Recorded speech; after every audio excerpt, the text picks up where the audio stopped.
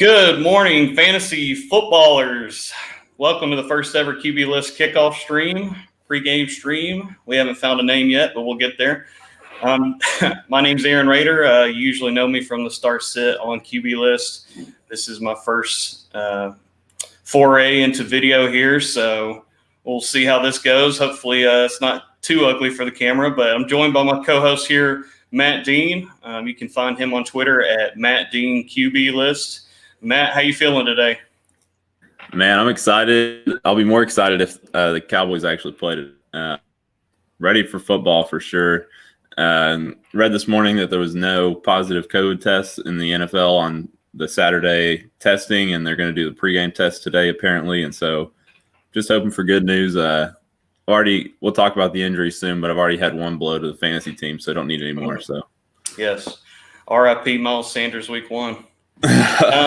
First round draft pick.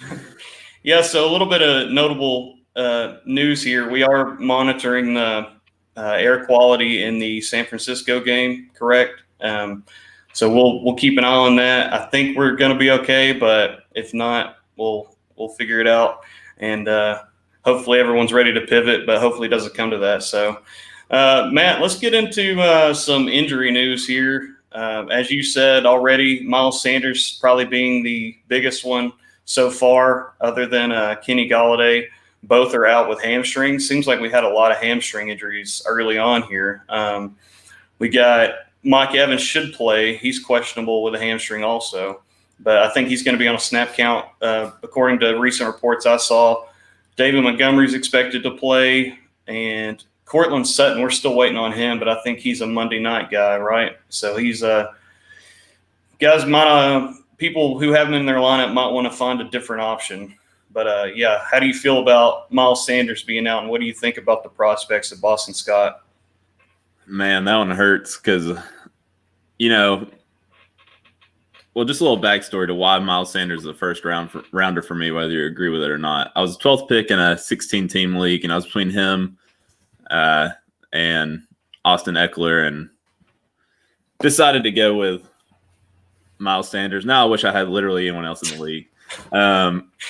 But, things happen and we pivot, right? Like you said. And I think Boston Scott, he has really good prospects, I think. But I also think with Clement in there that he's going to get some run, especially in the early downs. Because Boston Scott, if we look back to last year when he was filling in for Miles Sanders, he got a lot of touches, 23 touches, but he only averaged 2.8 yards a carry. So he also got 3 touchdowns. So I think there's a wide range of outcomes. I wouldn't rank him like an RB1 going into the week. I don't know about you, but I would have him probably in the RB2, mid RB2 range, maybe around, I don't know, number 15, 16. You agree with that, or what do you think? Yeah, I mean, that's kind of how I view them, and I also think that they have such a limited number of receiving options. They got Ertz. I think last I saw Rager was going to play, but I could be wrong. But Ertz and Sean Jackson out there is basically their top 2 targets, so maybe Boston Scott gets a little receiving action, but I could also see Corey Clement getting some of that. But now that Jordan Howard's out of the picture and Boston Scott's the starter, he could have a big day here. I'm thinking about starting him over Devin Singletary in one league, so not too crazy for people to view him as a running back 2 for this week. Yeah, I hope, there was a lot of talk with Singletary, talking about him, and sorry, we're kind of jumping around, but, he had the fumbling issues, not an injury issue, but the fumbling issues in camp, it seemed like, and everyone was talking up Zach Moss, and I don't know. I just think it's Singletary's job still. I don't know that I would be starting, maybe in PPR, I'd definitely be starting Boston Scott maybe, but I don't know. At least I feel like more of a sure situation with Singletary. I don't see them just kicking him out of the starting role that fast just because of a couple of camp fumbles, but we'll see. That's not in our in the league we're in together, so I can give you advice on it. Some other notable injuries here. Mike Williams is expected to play. He had a shoulder injury. N'Keal Harry is questionable still, last I saw. Bryce Love has been ruled out based on the last report we got. We're still trying to confirm that. But it could be, like you said, Antonio Gibson season. Also, J.D. McKissick, some people might want to grab him if you're in deeper leagues. He could be a PPR guy. Nah. Antonio Gibson all the way. Golden Tate is questionable with a hamstring. Of course, Alshon Jeffrey's out for the foreseeable future. And then Brandon Ayuk is also questionable with a hamstring. And Deebo Samuel was put on the IR yesterday, so he won't be back for at least 3 weeks. You know, they've got a shortened IR season this year with COVID and whatnot. So that's both good and bad news for Deebo Samuel owners. But yeah, and I'll plug you a little bit here. So I did the write-up on the sit start for the 49ers game this week. And, you know, that was the receiving group there was probably the hardest to write up because at the time we thought maybe Deebo was going to play. We didn't know if Ayuk was going to play. Right now, if Ayuk doesn't play, their number one receiver is Kendrick Bourne. And then we may also see the favorite in San Francisco from a year ago, Dante Pettis. So, I mean, they have injuries all over the board. Jalen Hurd's on IR. Samuel's on IR. I didn't even know they got Tavon Austin. He's on IR. So, yeah, if Ayuk plays, I think he's actually a really good flex option. But if he doesn't play, I mean, are you confident even starting Kendrick Bourne or Trent Taylor or anyone? Or is it Kittle the whole way? If I had to start one out of that group, it'd be Kendrick Bourne. We could also see Scotty Miller and, like you said, Trent Taylor produce, but it's probably going to be more so ground game and Kittle. I also saw that Tevin Coleman may not play due to his he's got a illness going on right now, I believe, and he's worried about the air quality, so playing in that. So he may sit out this one too. So it could be down to just, you know, one running back essentially, and then a few ragtag receivers. So we'll see how it plays out with the Niners offense. And so I guess we'll see any other notable injuries to talk about. I think we pretty much hit it there. Yeah, there is one situation I want to talk about, but I just wanted to say, you know, if you're coming to us on YouTube, you can leave a comment. If it's sit-start questions or trade questions or anything like that, and we'll be answering those throughout, off and on. See, we got one right now. Who should I start in my analyst league? Rader and Matt Dean. Well, one of us has a Cowboys jersey and one of us has a Falcons jersey, so you make the decision there. There's only one America's team. But yeah, leave your comments if you want. We'll be seeing them and rolling through those because week one, honestly, this is the first week one without a preseason, I think ever. So, you know, it's hard to, especially in those flex spots, it's hard to know who's the best option. So leave your comments there and we'll help you out. I want to talk about the situation with Tampa Bay with Mike Evans. You know, Godwin was the number one there last year. It was pretty obvious that he was jumping up in and how he was getting most of the targets and things like that. So do you think that Mike Evans being in there, but do you think he's just going to be a decoy, or said he might be limited snap count? But yeah, and that's what I worry about too. I was already kind of worried about Mike Evans coming into this year because I don't think that Brady throws a ton of long balls, deep balls to Mike Evans. I like Godwin a lot more with Brady. I like Mike Evans in the red zone, but you got Gronk in there now too, taking some of those targets. But I think this week, multiple reports I've seen say that he's going to be on a snap count. It does seem like he's going to be more of a decoy.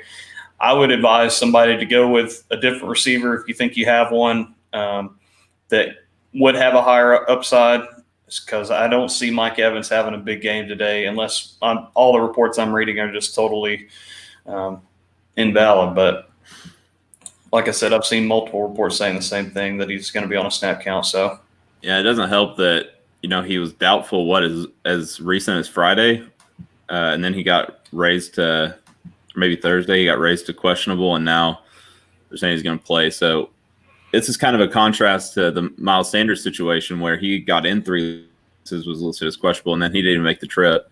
If I'm a fantasy owner, and I own Mike Evans, I'm kind of not looking forward to this game with Mike Evans because I'm worried that he re-aggravates whatever it is or further aggravates whatever it is, especially a soft tissue injury like that. And so, yeah, I would rather him not play if I was an owner of Mike Evans. But it is a division game, I guess. And so, all right, they're wanting all the help they can get. Yeah, and I actually do own him in one league, and I'm rolling with Jarvis Landry over him. As much as I want to start Mike Evans, I have Tom Brady in that league too, so I love having that stack. But I'm going with the safe side. I'm going Jarvis Landry over him this week, and hopefully it doesn't bite me. But yeah, but other than that, I think on the injury front, I mean, we have the only other notable players we really have on there is Mike Williams. He's expected to play now, but he wasn't expected to play again as recent as late last week. And so I don't trust playing him week one anyways right now with the new situation we have going on at quarterback there. Golden Tate is questionable. Also wrote up that game in the sit start, and a great article if you haven't checked it out every week. The sit start article, you can find it on the Fantasy Football Reddit or on QBList.com, or either of our Twitters will be retweeting that, posting that out. But Golden Tate, I had him as a sit anyways, just because there's so many receivers there and we haven't seen them all play together much. Last year they were injured a lot. One of them was always injured, it seemed like, or suspended with the Golden Tate. And so, whether he's in and whether he's out, I still have him as a sit. And so, but past that, I'm not seeing much coming in right now as far as really notable. The only, I guess, N'Keal Harry you could say, but we don't know who they're going to be wanting to throw to as far as Cam Newton is. It's been Edelman in the past as we have a question coming in, Landry or Edelman. Honestly, Landry, his target share is way down from when he was in Miami. He and his catch share, however you'd say that, is way down. I think he had 83-ish catches last year for Landry. So I would say Edelman. I don't know if you'd agree with that over Landry, but I just think, Cam Newton's going to need a safety blanket, and I think Edelman's going to be that guy. You agree, or would you go Landry over Edelman? Well, I would go Edelman only because we've got Cam Newton who's got arm concerns. We haven't seen him. We don't know his arm strength. He's got arm strength concerns. So I think they're going to try to get him in a rhythm. They're going to have a couple dump offs, a couple short passes, and Edelman's going to be the beneficiary of all those, except for maybe James White. But I think that's usually been the Patriots offense run and kind of short passes and dink and dunk down the field, even when Brady was there. So I think that Edelman has a higher floor, and I don't like Landry against Baltimore's defense. The one question I do have about Edelman against Miami, Byron Jones is there now. Where does he line up? Does he line up on Edelman the whole time? Does he line up on N'Keal Harry? Is he trying to guard the deep threat, or is he going to guard their number one receiver who we still think is Edelman? So that's the questions I have with those two. But yeah, I would lean towards Edelman, especially in PPR leagues. Yeah, and I think that, with no preseason, it's really hard to know, okay, in new situations, who is going to be the number one. It's easy to say that Edelman's going to be, but we just don't know what Cam Newton's going to do from the quarterback position. Right. Or if he can even still throw downfield. Like it's been he had issues with that in Carolina towards the end of his stay there. So we had a question come in about taking the chance on Courtland Sutton. We kind of, if you're just joining us, welcome in on YouTube or Periscope. We're going over some sit-start stuff, some injury news. Are we taking the chance on Courtland Sutton? I'm actually just reading up on him right now, and the coach, probably in a very joking manner, said if he can do 10 jumping jacks, he can play. I don't know, man. It's just hard for me because they said KJ Hamler's less questionable than Sutton. And so if I had an option to start instead of Sutton, with it being a Monday night game, I just think I'm starting the replacement because there's not going to be a ton of options available after today's games are done to replace Sutton if he's inactive. So you don't want to be stuck with like the third receiver on one of those teams tomorrow filling in Portland Sutton. I'd rather have someone who's a play in my wide receiver 2 spot, which is probably where most people have Sutton, than have, a 5 to 6 point player in my wide receiver 2 spot. I'll take the difference of Cortland Sutton and a flex player over the gamble of Cortland Sutton tomorrow. So I would, if you have an option, which you probably do, I would be shying away from Sutton. You agree? Yeah, and I would certainly find another option because he did just sprain his AC joint. What was that, Thursday or Friday? So I don't like his prospects to play this week. I think anyone who has an option should find it. If you don't have any other options, maybe take a gamble and then just pick up off the waiver wire. But yeah, I wouldn't take the chance this week. Agree. Glad we're on the same page there. So with that, I think that about rounds up all the injury news. Possible, highlighting the players who benefit from all those. And we're going to roll right in here to some rankings questions. And we're going to bring on our editor-in-chief, our fearless leader, Eric Smith, to discuss some rankings. He does the rankings for us every week. So in the Bengals jersey. Yeah, unfortunately, he's a Bengals fan, but we won't hold that against him. So welcome, Eric. And the roles are reversed a little bit today. Usually it's us on the other end and you hosting. So it's flipped a little bit, but welcome. Oh, thanks. I love it. It's nice not having to host. I've got my feet up. I'm relaxed. This is awesome. And don't give me, I'm a Bengals fan. Nobody hates Bengals fans. Come on here. We're the lovable losers. Well, maybe not lovable, but how are you guys doing, though? It's been good so far. Are you going to have your feet kicked up later when Joe Burrow's No, I'll be anxiously waiting every pass, but I'm really excited. It's going to be fun to have it at the 4 o'clock slate and have a little time to watch it as opposed to watching all the 1 o'clocks. So really looking forward to it. Wish it wasn't a tough defense with the Chargers, but otherwise pretty excited. Awesome. Yeah, I don't know how I feel about Joe Burrow. I mean, fantasy-wise, I know a lot of people are high on him. They think he could pass for over 4,000 yards and all these crazy things. But it's hard for me to see that as a rookie. And I don't know. Last time I looked, I don't think your guys' offensive line is great. But at least he does have Joe Mixon and a few weapons to kind of help him there. So, so I guess let's start with roll in here and start with the quarterback list as we're talking about Joe Burrow here. Yeah, and I've got him at quarterback 25 this week. So I'm with you. I'm not playing him this week if I can help it. I liked him a lot in like best ball leagues and, obviously dynasty leagues and stuff. But I would much rather give him a week, see how he does against a tough defense. But I think he's going to have some nice rushing upside. So if he settles in and this line isn't awful, I think he's going to be a good play later on. But just there's probably no use in risking it week 1, I would say. Mm-hmm. So I guess one place I'll start here. Obviously, Lamar's at the top. Mahomes and Deshaun were 2-3. They already played, and Deshaun a little bit. I'd say disappointed me a little bit in the leagues I had him. I expected more. Week 1, thought it was going to be a shootout, but I think he's really missing DeAndre Hopkins right now.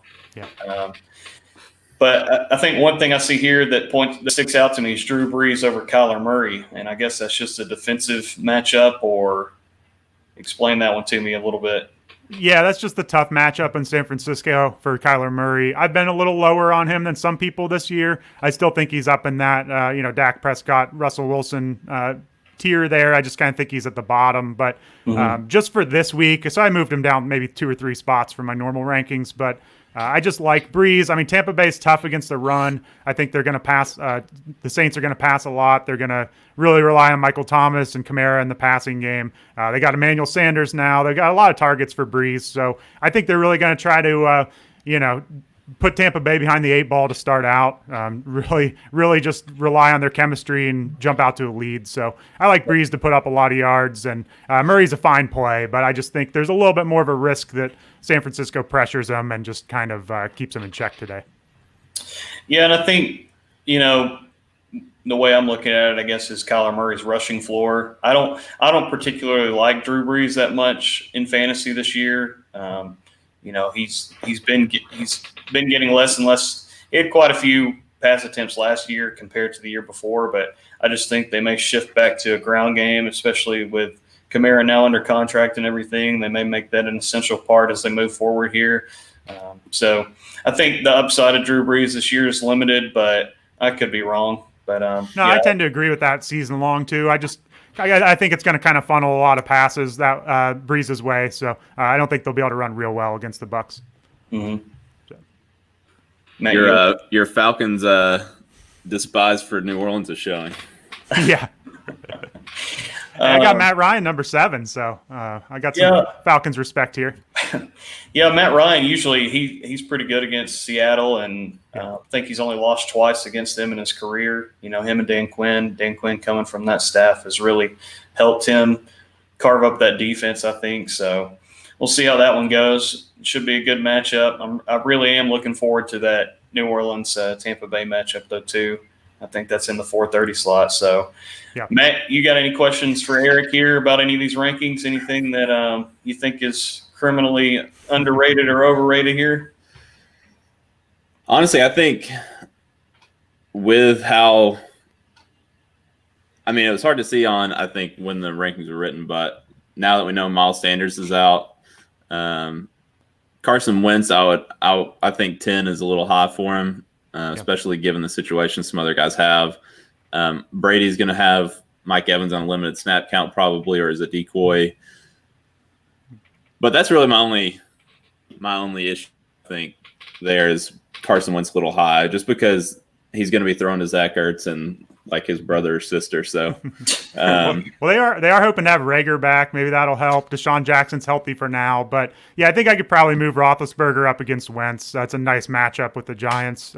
Cam Newton, I'm trying to be responsible with Cam Newton at 13, but this is a great spot in Miami. So if it looks like he's healthy and running and throwing downfield, he could blow up this week. So I was trying to be a little cautious with him just until we see him on the field, but I definitely see those two. That's kind of in the tough zone for me to rank right there, kind of the 9 to 14 range probably.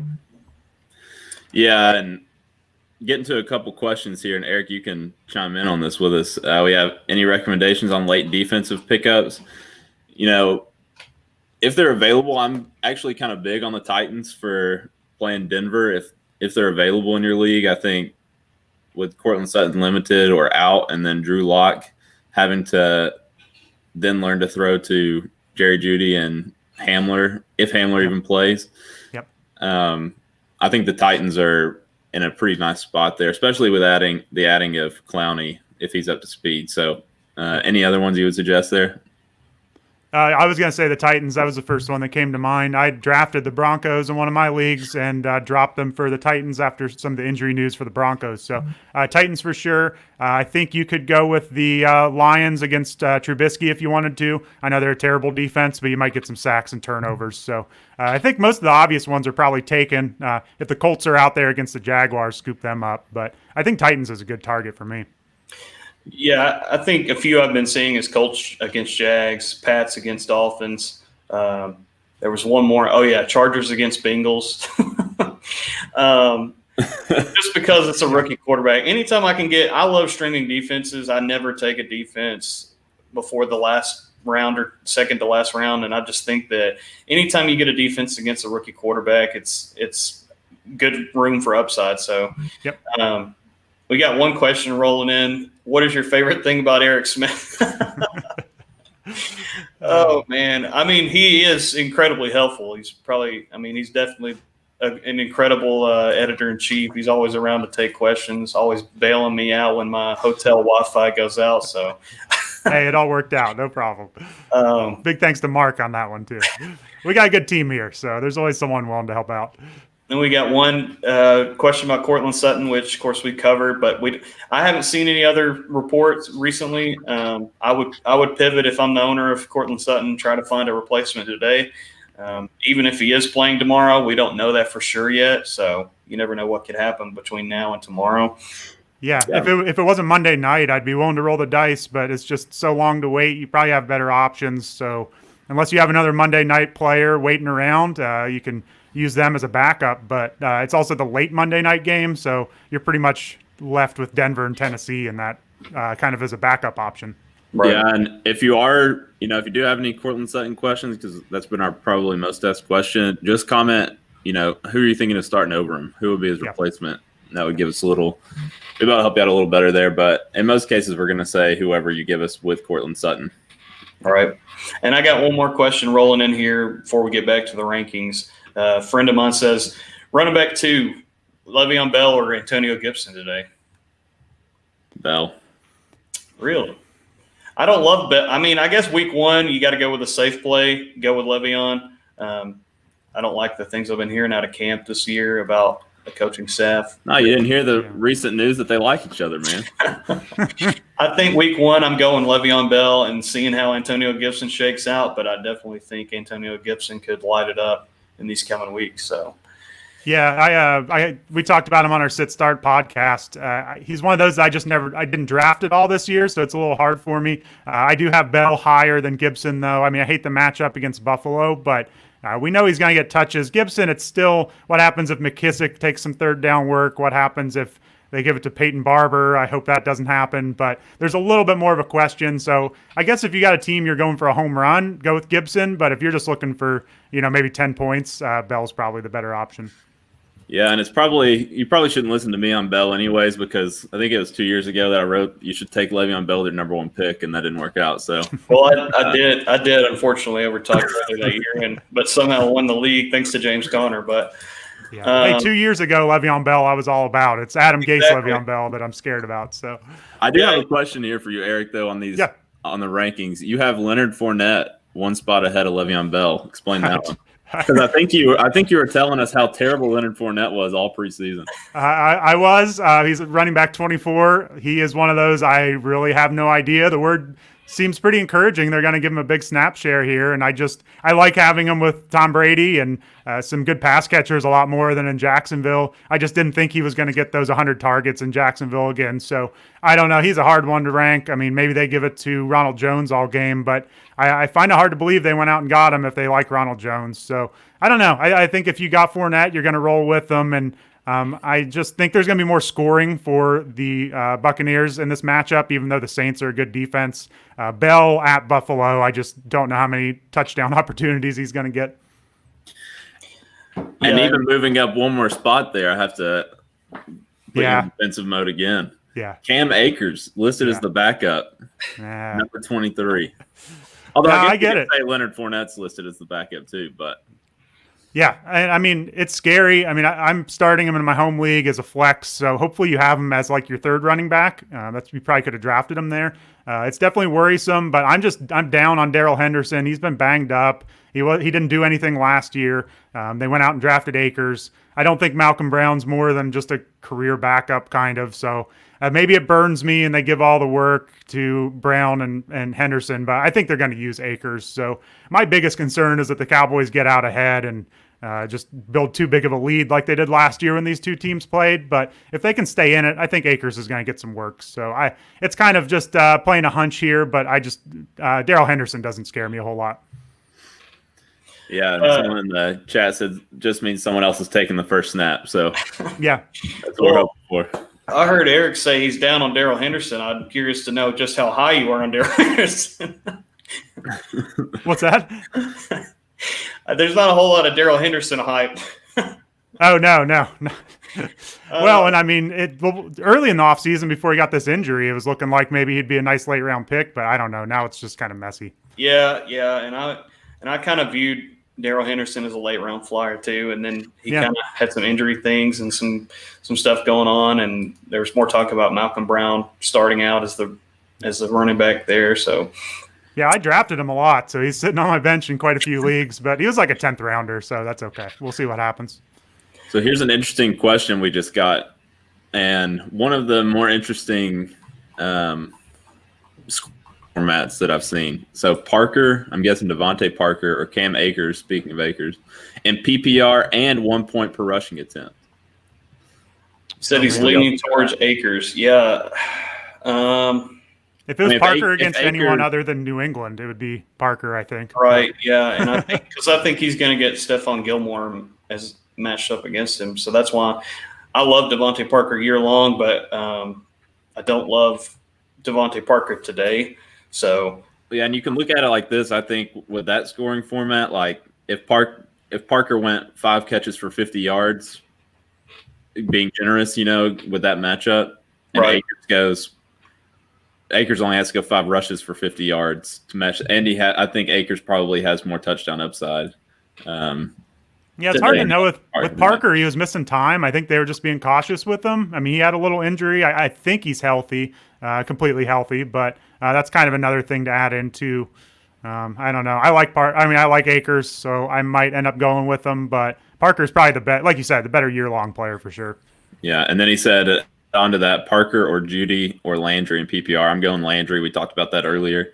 I just think Landry's more established. We know you know what you're getting with him. It might not be like the 7 catches we're used to. It might be 4 to 5 catches now. But I think, Baker Mayfield's made a lot of money on commercials this offseason. And so I think he's going to come out trying to prove people that he can actually play football still as well. So I think they're going to be airing it out, and just gave Kareem Hunt some money as well. And so look for him to get him down.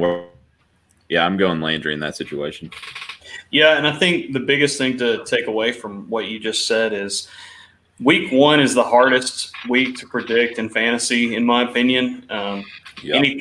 Basically everything's up in the air. You don't know anything about people's value. You can think you know it. You can think you know people's role, and you really don't. Of course, you really don't know after 1 week, but you have a better picture. And I think so. As we said earlier with Le'Veon Bell versus Antonio Gibson, I think it's best to go with safety versus upside. So that's just something to think about. It is worth noting with Landry, they say he's going to be on a snap count as he recovers from off-season surgery. I don't know. I mean, he's still going to be out there a lot, and he hasn't been on the injury report. So I think it's fine. You might not see him out there every snap like usual, but it's hard to believe he doesn't get 4 or 5 catches this week for sure. Right. We got one question rolling: Edelman or Boyd? I don't know how. I'm sure Eric might say Boyd, but I'm a little biased towards Boyd. If I knew what the connection between Edelman and Cam was a little better, I think you go Edelman. And Miami has sneaky good corners. They are not even sneaky. They got really good corners this year that everyone forgets about. So I don't know. I like Boyd. I just think he's going to get a ton of targets. Yeah, and so let's see. Moving on with I was going to see if I had any more questions about running backs here on your rankings. Yeah, running back's tough this week. I mean, there's a lot of rookies I like, and putting the rank on him week 1 is really difficult. I mean, Jonathan Taylor, right? I've got him at RB17. I know that Marlon Mack's been getting some hype lately. For sure, he's going to be involved, but I just think, I think they're going to use their new toy here in Jonathan Taylor. They play Jacksonville. I think there's a pretty good shot at a touchdown, and hopefully he just kind of takes the job and runs with it. Yeah, and now you see why I was hedging my bets on the rookie wide receivers when we did the preseason rankings. Yeah. It's tough, and you never know how long it's going to take them to bust out. So, especially receiver, definitely. Yeah. And someone chimed in and said, Cam's had a decent connection with N'Keal Harry because they're in the offense together. Yeah, that's what we were talking about earlier. I think that, we don't know what Cam's going to do. And so you start based on what you knew from last year, but it's a new situation. So, your confidence may change after week 1. You just have – so we can only use the information we're given. But same thing with we've only had 1 game so far, the Houston game. I think most people expected – it was probably split on – was Brandon Cooks going to be the new number 1 there, or was, Will Fuller going to continue his connection with Deshaun? And we saw the wide receiver one there was clearly Will Fuller. And so it could end up where Edelman takes a backseat to Harry. Harry hasn't shown us anything really up to this point. And so right now it's Edelman, I think, in that situation. So, yeah. Yeah, and I don't know what to think of N'Keal Harry or Cam Newton at this point. Hopefully we know more about it this week, and luckily they get a good matchup here with the Dolphins in week 1. I I just think Cam Newton's far from what we saw, during his MVP season, but he does still have that talent. It's just whether his arm is healed properly from that injury. So we'll see. We'll see if his arm strength's still there. We'll see if he can still sling it.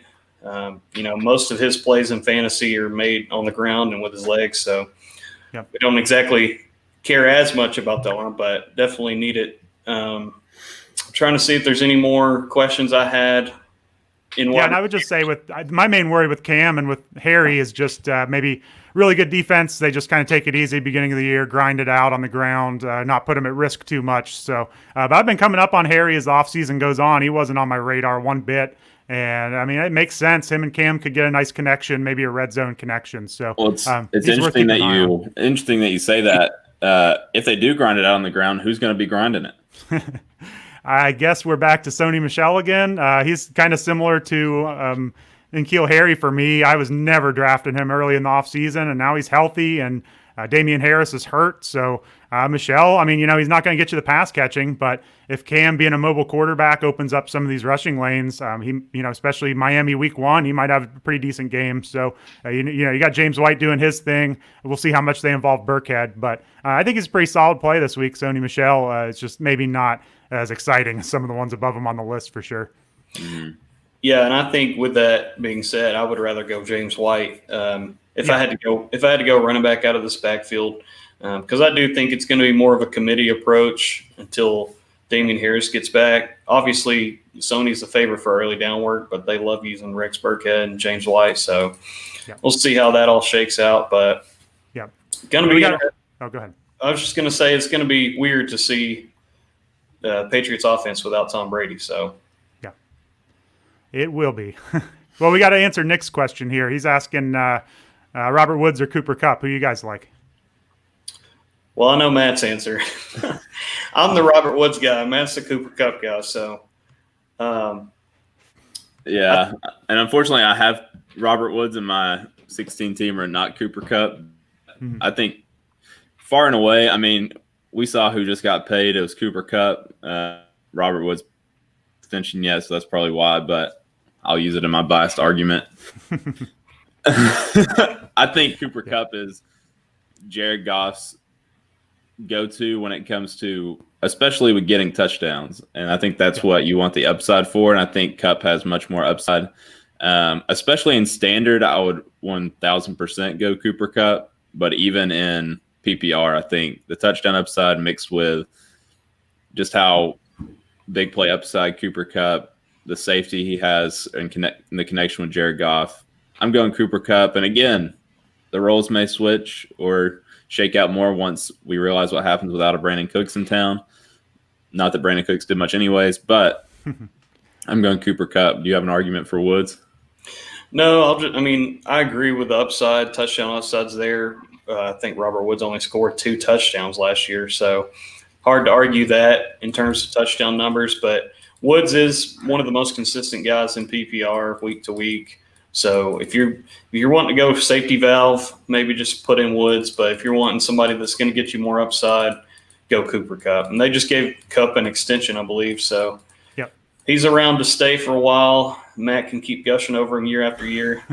And honestly, Nick, if you're thinking about benching one of them, come on, man. Don't do that. Yeah, first of all, don't draft both of them. Second of all, don't bench one of them. I've got Kupp wide receiver 9 and Woods 11, so I love them both. I give Kupp the touchdown upside, so that's kind of the default ranking for me, but I love both of them for sure. Could just start them both and have it all. Exactly. We got one here, PPR, start one of these, Taylor, Gibson, Crowder, or Ruggs. That's pretty tough. You know me, I love Jonathan Taylor, so if you're looking for upside, I'm going with him. Crowder is probably the safe PPR play out of that group, right? I mean, they don't have much to throw to other than Crowder. I think Ruggs is exciting, but I'd want to give him a week. And I already kind of talked down Gibson a little bit. Maybe one of you all likes him more than I do, though. Well, Crowder, like you said, is a safe PPR play here. He's number 1 receiver there. They don't really have much else besides Herndon. And we'll see if Perriman amounts to anything. But I'm not as high on Taylor, especially in week 1. I'm not high on Gibson for week 1. So I don't like that Crowder's playing Buffalo this week, so he may get the Tre'Davious White treatment. But that's the only thing I could say about an argument for the other ones against Crowder. But maybe Matt feels differently. Yeah, for me, I would rank those in order: Crowder first, Taylor second, Gibson third, Ruggs fourth, probably. Sounds good to me.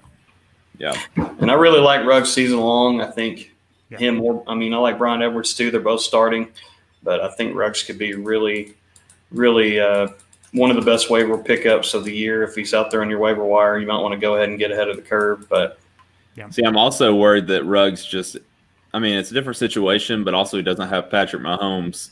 I'm worried that he turns into the return specialist, not much offensive production, Mecole Hardman. So we'll see, but different situations, but both. Yeah, I'm curious. Are they going to? Yeah, are they going to use him like a true number 1 wide receiver? Or are they going to use him like a reverse end around screen game kind of receiver? That's the big question, especially week 1. So that sounds like you just described Tavon Austin. well, when he got I wasn't that down on Ruggs. Come on.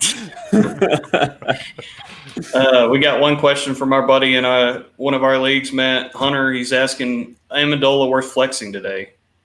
You got to be in the deepest of leagues to flex Amendola, in my opinion. I mean, he was a nice PPR guy, and they passed the ball a lot. Of course, you don't have Kenny Golladay in the lineup today, so maybe he is worth it. Him, Hawkinson, and Marvin Jones should all get a bump in the passing game. But if this is in our league, Hunter, yes, please flex Amendola. Yeah, I moved him up a little bit today, but there should be better options hopefully for you out there. But playing against Chicago. Some context, he does have Cortland Sutton, and so that's a pretty, we told you to look for other options. There you go. May want to keep looking.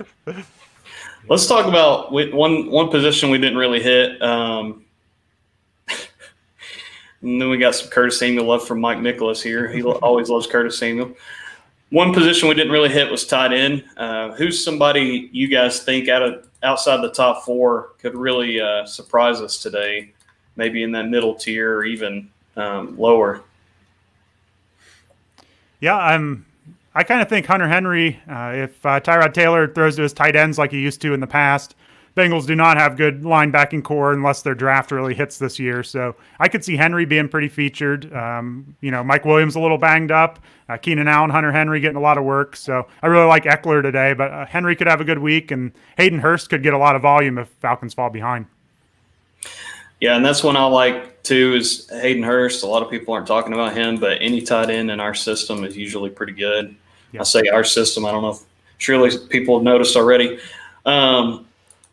Him and Tyler Higbee. Tyler Higbee was the best tight end last year in fantasy playoffs. So it'll be interesting to see if Gerald Everett comes back and gets into any of that share target volume from him, steals any of that. I like what you said about Hunter Henry, and I did think about how Charles Clay used to be such a force to be, one of the lower tier guys back when Tyrod played with him. So who do you like, Matt, as a sleeper possibly at the position today? Hey, how about them Cowboys, baby? Blake Jarwin. I would actually be putting him in, slotting him in. I just don't like what I've heard from Mike Gesicki, is how you say his last name, but it sounds like, the reports have been mostly negative recently about his pecking order and catching, and so but Blake Jarwin, if you haven't seen some highlights from his camp, he might be like the 8th in line to get a catch on that team, but when he does, it's going to be a touchdown. So if you're waited on tight end as long as I did in some leagues and you need someone to plug in, and he's probably out there, Blake Jarwin could spark up. Even if you just pick him up, if you're just like a tight end streamer guy and you have an extra bench spot, just pick him up and see, how does he perform early in the season, because we've seen tight ends perform well in Dallas in the past. And so I think he's got some upside. Someone said Logan Thomas 5 for 65 and a touchdown incoming. Yeah, that was Ben Brown. He wrote a really good article on him, and he is all aboard the Logan Thomas train here. So Washington tight end, if you don't know out there, but he's definitely someone worth keeping an eye on. He's probably their tight end one, and they need some people to throw to other than McLaurin. Yeah, it's hard to believe they got rid of Jordan Reed after all these years. Yeah. Him and his concussions and various other injuries. Yeah, now we can stop chasing him every year in fantasy because I always got him late. So yeah, I think he's been a top 5 tight end preseason like the past 10 years or something. It seems like.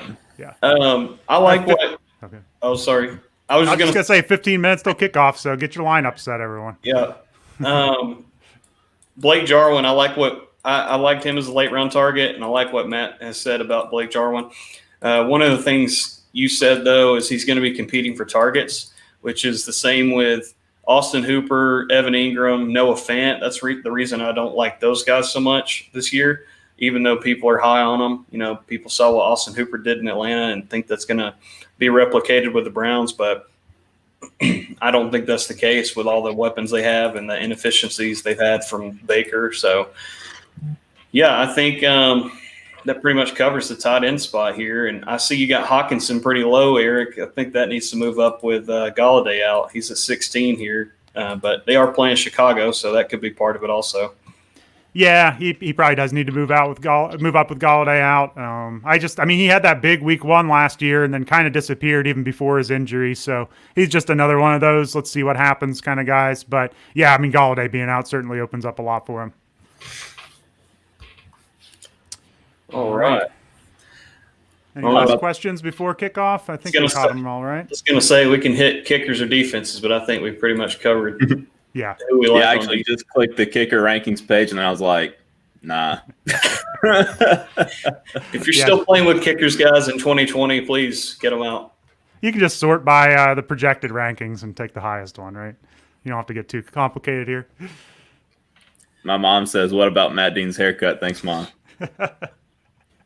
Looking great. So I think going into today, the main thing to do is, you have 13 minutes before kickoff. Some of these guys we've talked about that have upside, we may have joked about but if you have spots before this crazy week 1 of the preseason, pick up those guys that whether we talked about them or not, if you feel like they have upside, go and stash them on that last spot on your bench and utilize your IR spots if you have them. Like guys like Miles Sanders that are out right now. Like that's an extra bench spot you can use if you have an IR spot, or Alshon Jeffrey. The people that are out, put them on your IR, pick up someone with upside just so you can, you don't want to be spinning your fab or using your waiver order spot come Wednesday when you could have just picked that you had a feeling about. So, yeah, definitely. I'll answer what time we got, 13 minutes till kickoff. I'll answer maybe a few start-sit questions from our article on Reddit. One guy asked half-point PPR, Boston Scott, Taylor, I'm guessing Jonathan Taylor, obviously, Deshaun Jackson, Rager, or Gibson. Taylor for me. Boston Scott looks a lot more appealing now, but I just like Taylor's upside. You're going to ride that ship down to the bottom of the ocean, aren't you, Eric? I think I'd have to go Boston Scott for today. Yeah, I'm going with Boston Scott. He can just as easily split split snaps with Corey Clement as Taylor with Mack, and they're playing the Jaguars, so I just love the matchup for Taylor. Yeah, that's true. The matchup that's the big thing. If they're playing Baltimore week 1, I'd feel a little differently here. Yeah, whenever Taylor goes off for like 2 touchdowns and 100 yards today, Eric, you can come back on here next week and. I hope so. My best ball teams would love that. So. Just like when, just like the Fournette argument we had, and then he got cut. Well, now he's on a better team, so I don't know. We'll see how that works out.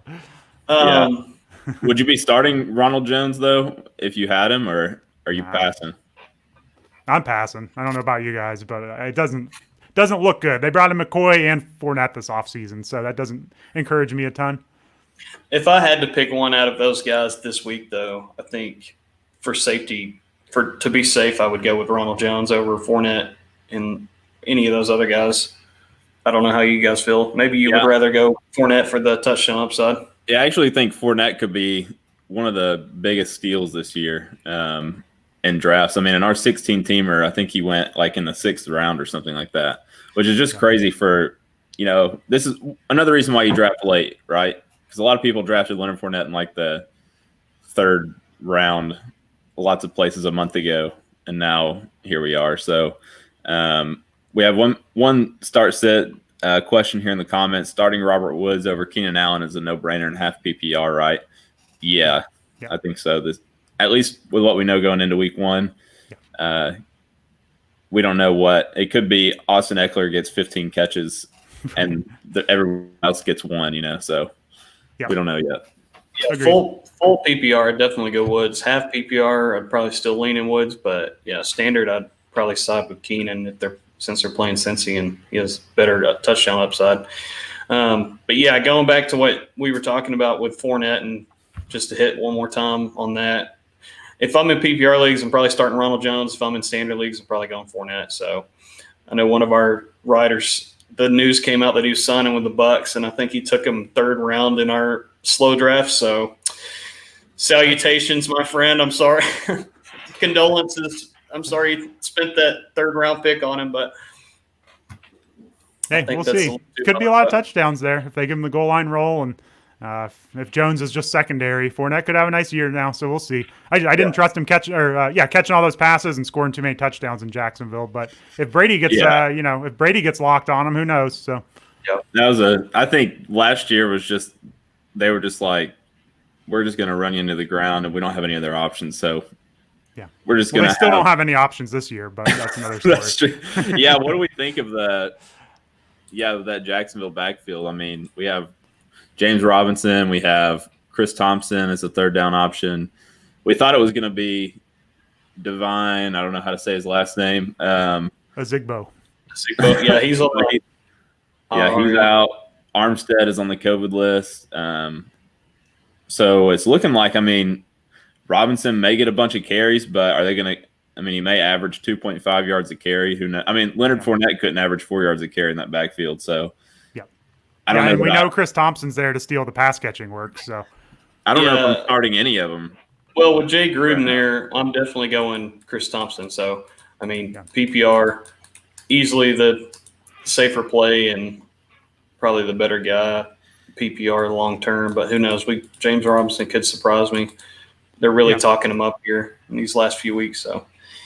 Yeah, and Chris Thompson, he could be useful, but he's never going to be on the field, every snap. He's had too much injury history, and he's a pass-catching back, so his upside's limited, but if you need to start him, he should get a few catches, 4 or 5 catches, hopefully. So, pretty safe play.